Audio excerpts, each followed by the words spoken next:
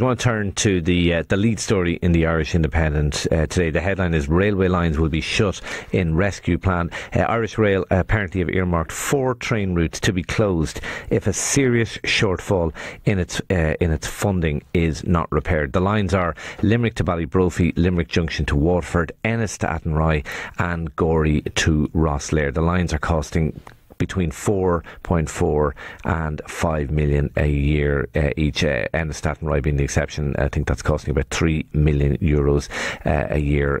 Irish Rail's accumulated losses at the moment are €159 million. Now, a little earlier I spoke to Barry Kenny, Corporate Communications Manager with Irish Rail. I began by asking him what Irish Rail is saying in relation to funding and its funding crisis.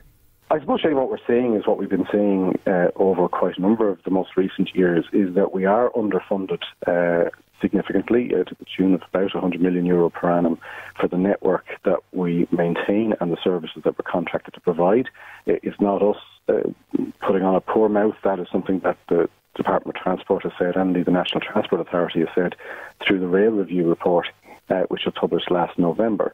And that is not sustainable as we continue into the future. We know from the history of railways in Ireland that if you continuously underfund the network, you will see a reduction in service quality, in line speeds, and ultimately potentially impacting safety as well. OK, that was Barry Kenny, Corporate Communications Manager with Irish Rail, talking to me just a few moments ago. For more on this, we are joined by Matty McGrath, Independent TD for Tipperary. Matty, 2 of these routes go through your constituency, I suppose, particularly the Limerick to Ballybrophy route, which has a stop at Nina. Your reaction to the news that they potentially could be cut if the funding crisis isn't addressed at Éireann Road, Éireann?